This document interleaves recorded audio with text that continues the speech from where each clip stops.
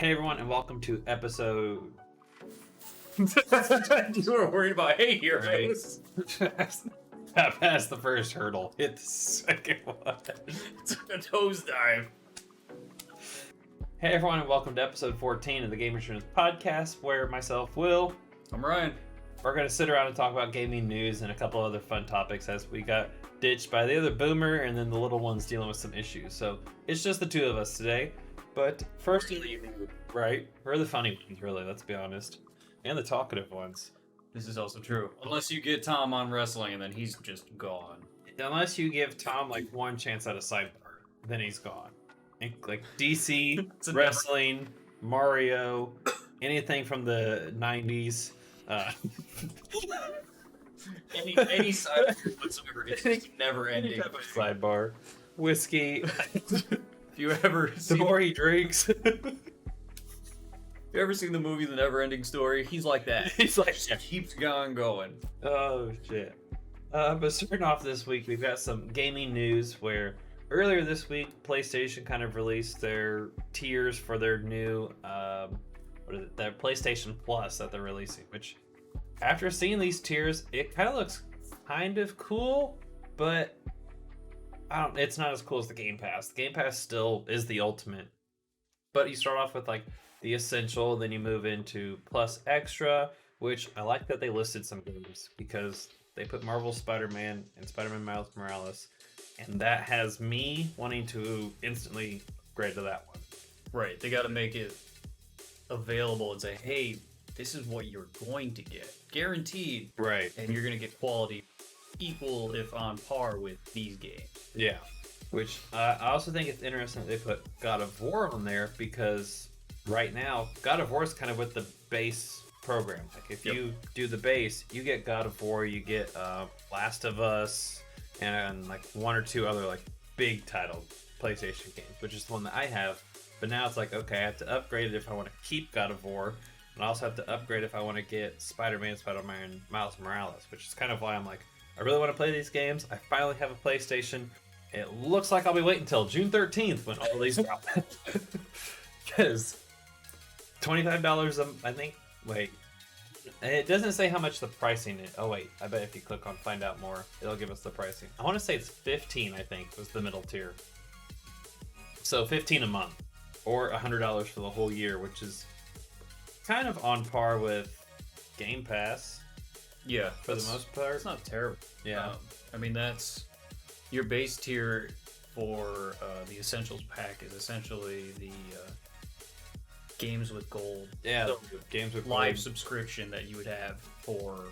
You used to go to the store and buy the card back in the day. $60. Back in the day, yep. You just had to go into Best Buy, buy a $60 card, and I mean, back in the day, actually, you could just like you kept getting the free month trials with every video game you got, and some of them even got like 3 months. It's like, okay, cool. I'll buy this month, buy a couple of games, and I'll just use these as I go. I was like, this is almost like Fortnite. When you buy the Battle Pass once, you buy the Battle Pass again if you complete it. if you were lucky, Hollywood Video or Blockbuster. Oh, yes. And got to rent a game when it first came out, and you got one of those editions where it still had that in the pack. Yeah. Guaranteed free month or two. As long as you were the first one to get it. Yeah. Because me, or like some other person, they input it, get those free months, and then put that right back in there for the next person. Evil. I kept mine out at least. You're like, yes, someone else is going to cry about this now. It's almost as bad as not rewinding your VCR tapes. Oh, that was the worst. Or like those that wouldn't, like they would rewind it a little bit, but just enough to when as soon as you played it, it played like the big. It's like, son of a grand finale. Well, I guess I don't need to watch this anymore. You go get a new movie. But their pricing seems pretty on par for Game Pass, and it definitely has me wanting to go for the Plus Extra just to get Spider-Man and Miles Morales. Now it does say that games will like come and go, of course, just like they do on the Game Pass. It just makes me wonder like how long they're going to be on there for. Right. Like, the Game Pass, the only time you see games leave is like, I've never even heard of this game before. Right. Or like it's like something that they announce as like, hey, this will be on here for a short amount of time, enjoy it while you can. Like I've had a few. Hell, I've had in my library for a long time. I've never even touched. Just it's on there. I mean, it's free. Right. Maybe I'll try it at some point. And it's like this game's going away. Oh, okay. Well, whatever. Right. That's why I like the games with gold, because as soon as you downloaded them, as soon as the next month rotation went off, you just kept that game. Yep. And if you uninstalled it, you can go back and reinstall it at any point. Still technically owned it. Yeah. Which I kind of like that aspect of it. But this has me interested in PlayStation. And then as of today, which is kind of interesting, the dates that they did for this, but Xbox and Bethesda announced their showcase on June 12th. Where 3 days ago, on Monday, PlayStation announced that this program was going to roll out on the 13th. Kind of makes you wonder. I mean, yes, this was around the same time that E3 would be. Right. It's June, so like makes sense. But at the same time, it's like, are you guys just trying to like? Because if so, well planned. Because we will forget that PlayStation's rolling out this program because we're gonna still be watching the Starfield trailer. And I feel like that's Microsoft's idea. You know, we're passive aggressive marketing here, where you go, okay, cool, you're gonna release your whole new Game Pass, PlayStation Plus system. The day before, we're gonna drop one of the most anticipated trailers in years, Starfield. Yeah. Hopefully, anyways. Hopefully. And the possibility of when that might actually be released, among other things, like the next Skyrim, the next Fallout. Don't tease me. Don't tease me. Other games in the works like that, the day before, so that when your actual product, PlayStation, Sony's product, comes out, hell, maybe nobody would even talk about it or remember that it was a thing until it converted over and you're like, oh, I guess I'm getting charged extra money this month. Right. Oh, I've seemed to lose a little bit more. Which, that reminds me, I didn't even realize that they've already kind of teased us with an Elder Scrolls 6. It's been so long, though, that I had forgotten about it. Until I was like scrolling through the other day. I was like, oh, what's this? Was it last year's E3? 2 years ago. 2 years ago? Yeah. So they would definitely have an update. Yeah. Even if it's something small and minute, they should have some form of update. Right. And this is Xbox and Bethesda. Like, yeah, let's be honest, we're more interested in the Bethesda announcements. It's probably just going to be a Starfield, Bethesda. Skyrim, Fallout. It's like, those are the games that we want to see. Like, Xbox, whatever extra you got, cool. Maybe some simpler stuff for their Game Pass system, but let's be honest, in my opinion, it's going to be a Bethesda game show. Yeah, absolutely. Microsoft's be like, hey, this is my pride and joy here. Bethesda, you guys go out and do your thing. We got your back. Look at what we purchased. Right. Put on a show. Which is kind of smart to show off exactly what they are working on, and it kind of makes me wonder if PlayStation will do the same thing with Bungie. One can only hope. Yeah, I would love to see maybe in a couple months, because it's still a fairly recent purchase, but a PlayStation Bungie showcase showing us, hey, what are you guys working on? Or can you give us something, a little teaser? Because I would love to know exactly what their idea was behind purchasing Bungie. With E3 not happening at all this year, they could easily do that whenever they want. Whenever, right. So within a few months or sometime this year, they could easily say, hey, this is why we wanted Bungie. Here's a little possibility of what's going on. Right. I kind of hope they do that. They're not held to any time stipulations without E3 happening, so I just hope they wouldn't wait until next year. And I mean, by the time that they announced that E3 was canceled, I'm sure that all these gaming companies had something lined up for it. Absolutely. Which means, where's your showcase? Because you don't put on a whole show. It's like, go ahead and just drop it. Like, show us like what you were going to work on, like Xbox and Bethesda. I'm excited to see what kind of showcase it is and how laid out it is. I wouldn't be surprised if going in, people at E3 in years past or they actually had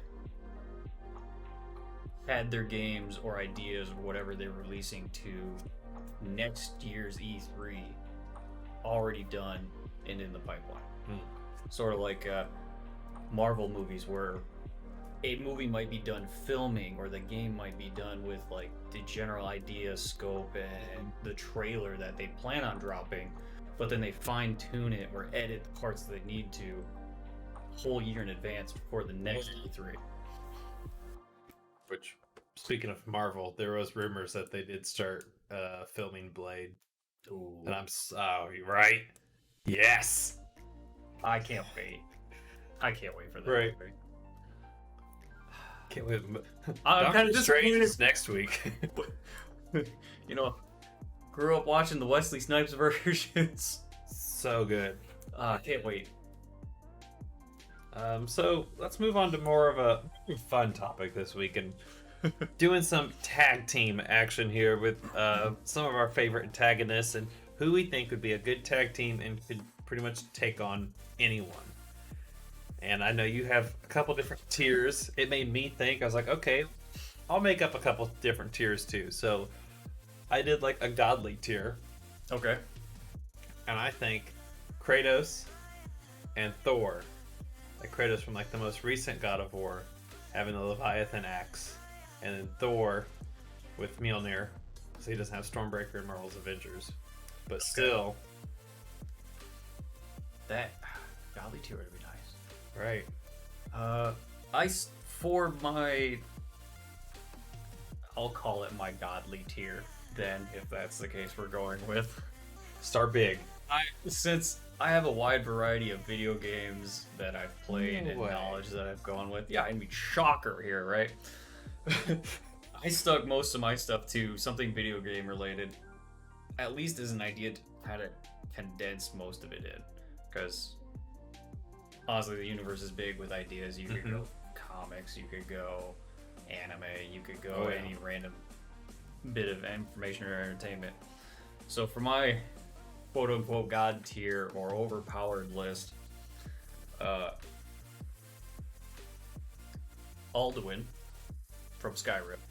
Okay. He's the big bad guy. Yep. His main thing is, if you don't kill him the proper way, he just comes back. Yeah. The others is the Reapers from Mass Effect. So you have a nigh indestructible. Y'all dead. Y'all dead. You have a nigh indestructible dragon god thing versus or tag teaming, I guess, with a galaxy-wide machine god plague. I'm just gonna call them a plague. Yeah, they that's just wipe out everything anyways. fitting. But to dumb it down a little bit, because that's like you said, oh god, everything's gone. Yeah. Yeah. Done. Okay. I thought I had two good ones. So to drop it down to a normal tier list, I chose Albert Wesker from Resident Evil. Okay. So he's got super strength, super speed, Yeah. that sort of stuff with the T virus and the G virus and all the other stuff pumping through him. And then Dr. Robotnik from Sonic. Ooh. You went with like the villain side. I stuck with the villains just Okay. because they seem to be a little bit more, obviously evil, Beefy. but a little more beefy, Mhm. and their ideas of what they can do are just out there. So Okay. like Dr. Robotnik, he can build almost anything and everything. Where if you were to pick somebody from the same realm, you've got Sonic, who runs fast. Yeah. Kind of his shtick. But I mean, Dr. Robotnik in the first few games, he transforms the creatures. This is some lore. The creatures of the world that Sonic lives in into the robots that Sonic fights. Oh. So that robot crab you're smashing to bits Yeah. was an actual crab. So if you can do that, Oh shit. yeah, you've Okay. got some sort of genius level stuff going on. Yeah, That's just Yeah. nuts. Do you have any oh yeah, on that hard oh god shocking note, do you have You any should have. funny things maybe? Like, research now because I was like, I don't want to say my other ones that I had. Like I said, I got a vast array of knowledge. For like funny things, I definitely thought of Guardians of the Galaxy. There's a couple scenes where it's like super intense, where like the very beginning they're hunting a monster, and this monster's moving super fast. It's like about to destroy them, and it turns out it's a llama. Yeah, that'd It's like be pretty funny. That one, and then there's another scene later on where this one was funny and it turned cringy really fast. And cringy isn't just like this could be over now. This is just weird. I'm not a fan of this. And it was this guy comes up to Star-Lord at a bar, and he's got this weird thing on his face. His like he doesn't have lips. His mouth is like open and pulled, and he's like, Star-Lord, you left me, and like just starts screaming at him and saying he was in jail. And then they start singing, and it's like the most cringy singing possible.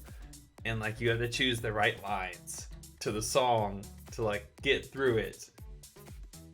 All right, that's just weird. Yeah, and that was like, and then you beat him if you choose the right songs. And then he like gives you a hug and he says, "See you," and then just leaves. But if you get it wrong, he beats you up.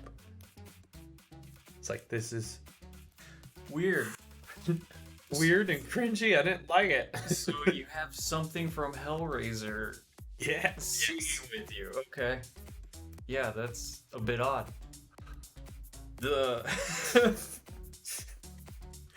So for my all right. Go from there. I've got a funny list and then a worthless boss list. Worthless as in you come up to them, they're made out to be this epic boss, and they're nothing. Yeah. They're a pushover. But to keep things funny, because both lists are actually funny in their own rights. RNG from survival games like Minecraft. Okay, yep. You're digging down, you're digging over. Bam, right into a cavern. You fall to your death. You fall to your death. Like, okay, learn your lesson. All right, won't do that. So you're in your cavern, you're digging wherever, finding diamonds and stuff. Bam, right into a lava flow on the other side of this wall you have no idea about. I've done that. Dead again. Just all sorts of things. I think I had the worst RNG when I tried to play Minecraft. I think I made it through like 2 or 3 sessions. And there was one where I dug through and I fell, and I didn't die, but I fell, and then zombies just came and like attacked me. Yeah, it or was that. Terrifying. Because you fall into a It's dark like, you area. guys are pixelated, but you are scary. You've got zombies, skeletal archers, everything just over there trying to kill you if you survive. Mm-hmm. The other thing I have is, so that is actually more yourself as you play the Minecraft version. The actual RNG is from the newer XCOM games, or those style of games, where you are my enemy, and I'm trying to shoot you, and I have a 95% chance to hit you, and I still miss. It's that 5%. And then on your turn, you're like, oh, cool story. Bam, you blow my brains out. Like, my accuracy was 55%. Great. That's what it is sometimes. Like, I have 100% chance guarantee to hit you, and I still miss. But Joe Schmo, way over there, has got like a 1%. Just Put the shotgun. He's got dead shot level accuracy. Just bam, you're toast. The RNG in XCOM games or in other games that are like that give you a percentage, and it's just like, good luck, man. Like, you're at a casino, you're gonna lose. Right. That number means nothing. Right?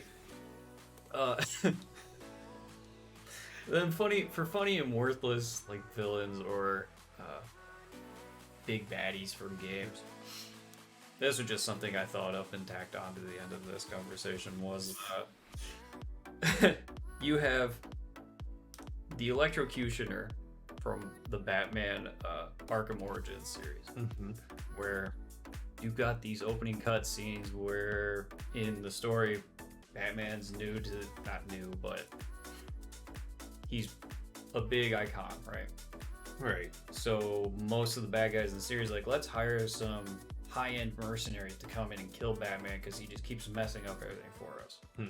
One of them is the Electrocutioner. He's got electric gauntlets. Looks like a very tough... Like Shocker. Yeah, From Shocker okay, almost. okay. But he's got to punch you. He can't shoot out any electrical blast or anything Okay. like that. It's like MCU Shocker. Yeah. Amazing cutscene where he has you surrounded with all his goons and whatever, jumps down into the arena and is like, I'm gonna mess you up. And then Batman just one kicks him in the face and he's done.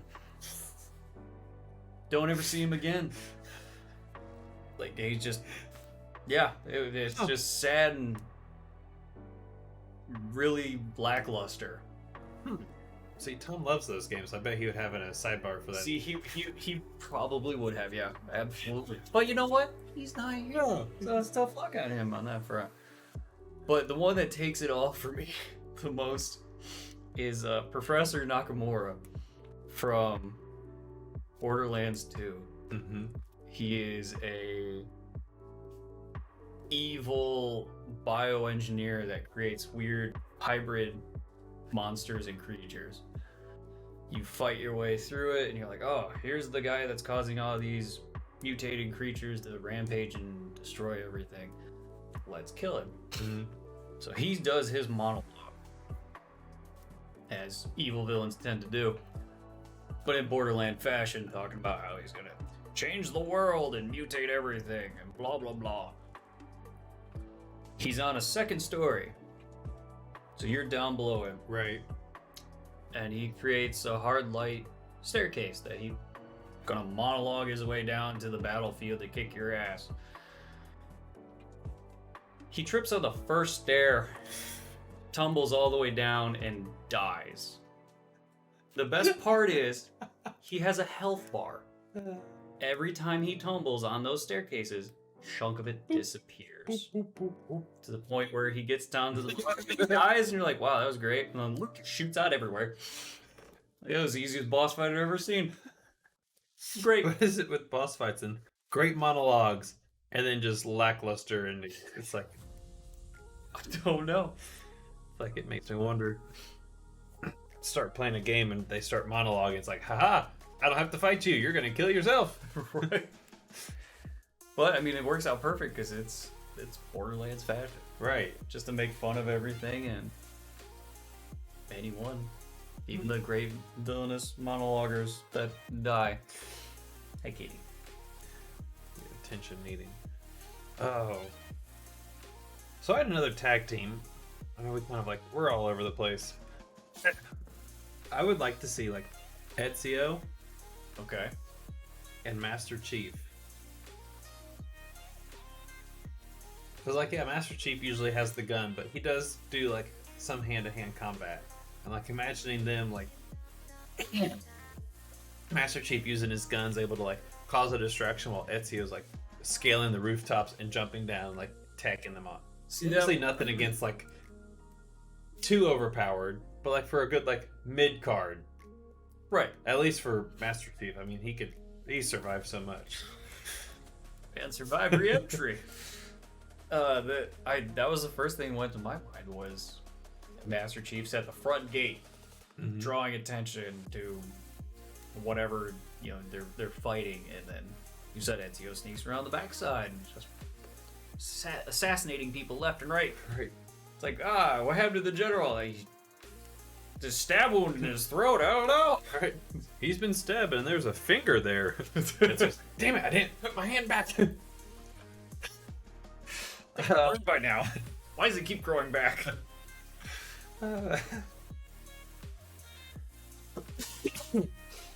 Alright, let's talk about some games we were late to, which for you was a bit of a hard one because you're usually, like you said earlier, you have a wide variety of games that you play and Yep. you usually jump on them pretty fast. Even random ones that. So growing up, if I saw a game that even looked remotely interesting, I went out and bought it. Mm-hmm. Like one that sticks out is Eat Lead. It is a super spoofy game that's based on everything. So you're a Marine that fights his way through waves of enemies that just fit into every genre. Okay. And you'll randomly come across other allies and other protagonists that kind of fit into the same genre of different titles. So like you've got Halo mixed in there, you've got StarCraft, you've got LA Noire style stuff in there, just all this mangled together in a game. Does it make sense? Yeah, it makes sense. Oh, it's just okay. every section of the game was slightly different. It was kind of like Deadpool, where he breaks the fourth wall. Okay, yeah. But it all flowed together so well that it just worked. Now, I didn't know that going in. Right. It's like, it looked like an interesting shooter where the main cook is called Master Chef, who looks like Master Chief from Halo. But that's besides the point. Shit. What's this called? I'm gonna have to look this up. Eat Lead. What? Is this on Steam? It might be, I don't know. Like I said, it's an old game. Old Xbox game. No, it is not on Steam. It might be on Game Pass. If you're lucky, I don't know. Let's see. Eat. Oh, I thought I was like, oh my god. Nope. Just Google it. See if it's open on anything else. We'll figure it out eventually. Eat what? The Yep, Return that's of Matt Lizard? Yep. Yeah. What in the world? Reverse shooter for Xbox 360 and PlayStation 3. Ooh. Huh. Great funny game. It's PS3. I wonder if it's on the PlayStation 3. Actually might be.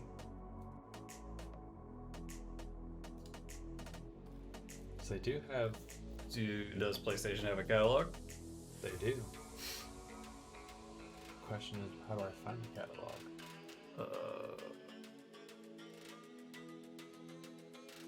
PlayStation Plus?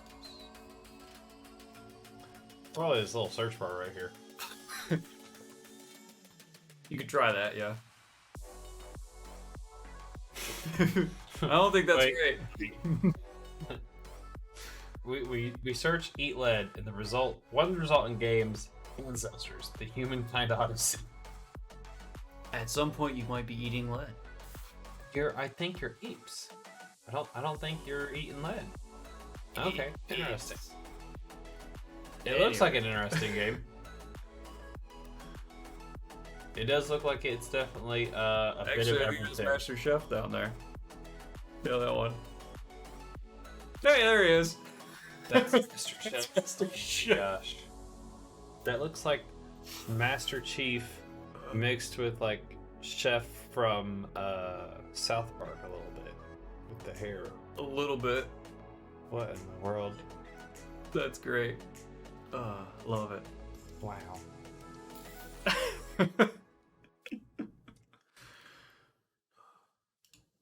So anyways, because I used to buy everything, so I just have wide knowledge. Like my Steam library is massive. I don't even think I'd be able to play half the games I have.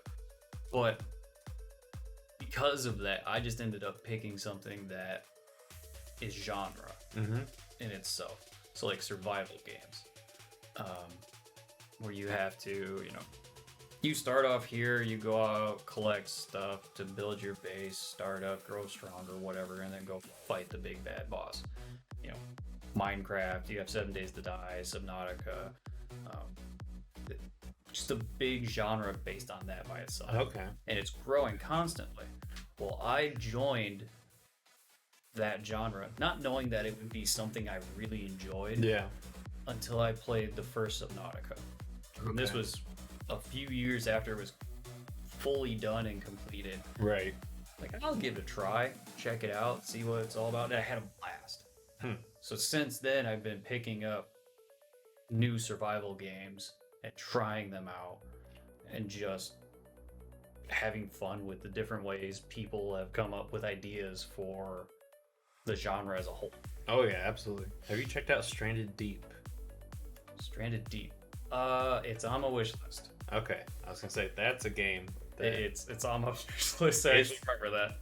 I've been wanting to check it out too. It looks pretty good because like you've seen like the concept of it, Yeah. like island hopping and like surviving. But then as you're surviving, you face like it has like the megalodon is in it, the kraken is in it. It's like what the where the Bermuda Triangle? Raft. I think it's called Raft. Raft, yeah. Is the same kind of concept, but there's a shark that harasses you for a little bit, and for that one, it's the end of the world, and the world like flooded. Yeah. Like the ice caps melted, the world's flooded, and you got an island hop while this goddamn shark's taking bites out of your raft to try and figure out where a safe haven is. Yeah. As the story goes. But yeah, Deep Stranded looks good. Stranded Deep. Stranded Deep. Deep Stranded. Stranded Deep.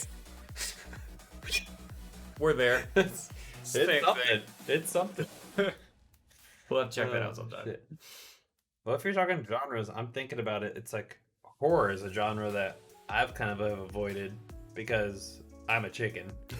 I think it was like just before we started recording this podcast, my phone rang and I literally threw my notepad and everything. I jumped up. I wish I was recording that. It was hilarious. It's like jump scares get me very easily. So like horror is something that I've never really touched. And oh man, I'm gonna be on record now after I say this. I've kind of have enjoyed horror games. Some of them. Alien Isolation, go yourself. That's for different reasons. It's not so much that it's horror, it's just No. the mechanics of the game. I give them kudos. The mechanics are amazing in that game. Far out. They're too good though. RNG. Yeah. Except for mine 0% passing that one level. But going along horror, like Resident Evil. I didn't get into Resident Evil until Village came out. Like, yeah, I played Village pretty early when it dropped, but then it made me want to go back, and I've played the first Resident Evil. Whew, that has not aged well. That has... You played the remake. You didn't play the original. Yeah, no, I played the remake.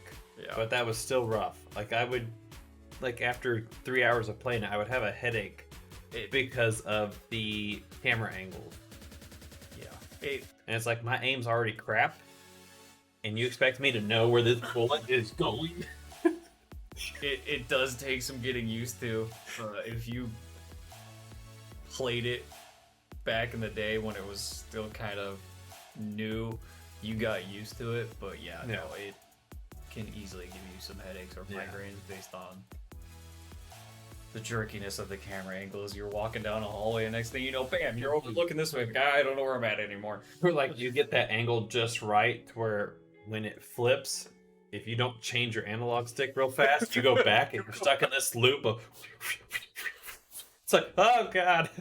It's really bad on sometimes where there's a ladder or something you're climbing and it'll change the Oh direction my and you're god. doing the same Yes. thing. Yeah. But yeah, no, after playing Village, I went, I know how to count, I promise. But we played 5 together. Yep. And then I finished Village, and then I played 7. I beat 7, and then I played the first one, and then I've taken a break since then because the first one gave me such a headache from the camera angles. Yeah. And it's like, I want to play the second one. Does the second one have the camera angles though? If you play the remastered one, no. The remastered plays like 5 does. Over the shoulder, Okay. kind of aiming that way. Because I do want to play like 2, 3, and 4. Yep. I think If those you are the do- only 3 that I have missing. The remastered for 2 is great. The remastered for 3 is lackluster. Yeah. You would you'd be better off playing the original, but that one has the The camera angle. camera issue. Can't do the camera angle. Can't do it. You could skip it and then go to 4. 4's really good.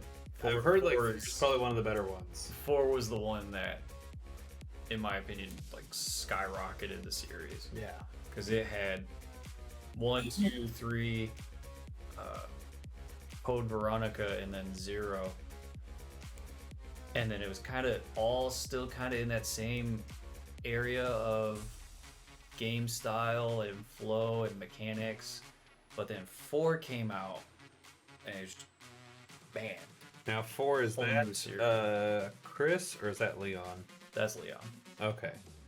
and only Leon. Okay. There So are they introduced Leon earlier than that, don't? Like in the 2. second one. Yep. Okay. But then 4, that's like his standalone. That's where everyone's like, "Oh, we love Leon." Yeah, that's where Okay. Leon gets super uber famous. Yeah. Everyone gets their heart on for Leon in 4. I heard I want to play 4 now. But I really enjoyed, and it was interesting to play Village and then go back and play the other ones, and they're all shooters. They're all types of horror, but it's like different horrors in each one. In every It's like- single one, it's completely different. Yeah. And like 8 had an amazing story, but you have like werewolves and lichens and Lady D. Oh goodness. And then like I went back and played 7, and 7 was like, that's a psychological horror. Like 7 is a psychological. yeah. And fuck Jack Baker. Just stay dead. He's on one of my tag teams. Pair him up with anybody, it doesn't matter. He keeps coming back to life. There you go. Oh. But Resident Evil, another one. I'm not allowed to say God of War, so we're not gonna go there. But Borderlands was another one that I was very late to, and now I've been playing through them. We got through most of the first one, and then started playing the second one, just because everyone's like, "Well, the ending to 1, it's good, but 2 is better." I wouldn't even say the ending of 1 is good. Oh no. Oof. No. It leaves a lot to be desired, Okay. but the ending of 2 is a lot better. Okay. Because I The game enjoyed the gameplay and game's everything great. of it. Yeah. Except the ending is just bad. Shit. Bad. Hmm. Yeah. That's always the worst when like the game is good and then the ending just kind of like eh. I think the only time I really felt that is with I think it was Halo 4. I thought the ending was eh. Is it 4 or 5? Probably maybe both. Which ending? Are you Can't thinking remember. of? I think it was 4. Or it's just the QTE? Yeah, yeah. Okay, so the end of 4, you fight the Didac, There we go. and you just it's It's a like I know we cutscene said the with- name earlier, and I was like, hey there, Delilah. No. Damn it! Don't get that song in my head. the Didac. Didac. There we go. It's just a quick time event, and it's Yeah. just really. I flew this spaceship blowing up shit for like 30 minutes prior, and then I get here and I'm just punching X Right. or B or A or whatever ends up popping up on screen. It's just. I had to redo it like Lackluster. 3 times because I'm terrible at QTEs, I mean, in your defense, if you're not expecting it especially from a Halo from a game. Halo game, a shooter that honestly doesn't have a single quick time event in any of the other games, not a single one. Not a single And one. then you have a boss fight with that. And to be fair, Halo 4 was 343's first one, Yes. or was Reach their first one? Nope. It was It was 4. Okay. so Bungie did 1, 2, and 3 and Reach. And then- ODST. Yeah, and ODST. And then 343 was like, wait, you guys are done. We'll buy the rights to Halo and Yeah. we'll continue it. Here's 4 and 5. Yeah. Here's Infinite. Better. It's getting there. You're getting there. We have multiplayer coming in August. Yeah, that was The good news is really when this bad. podcast airs, it'll be May, so that'll be fine. one step. We're getting there. We're getting there. But going off terrible endings, I think that's a good place to call it for us as well. Hopefully, a slightly better ending than Halo 4 and Borderlands 1. I would sure as hell hope so. But everyone, thank you for tuning in to episode 14 of the game. I had to look down for it. I had to look down at what episode we were on. Thank you for tuning in to episode 14 of the Gaming Streamers podcast. I'll leave links down to our socials below, but you can find me Cap Stormbreaker. I'm Death Guard. And we'll see you for the next one. Hopefully with the little one and the boomer. Hopefully. Hopefully. See y'all. See ya.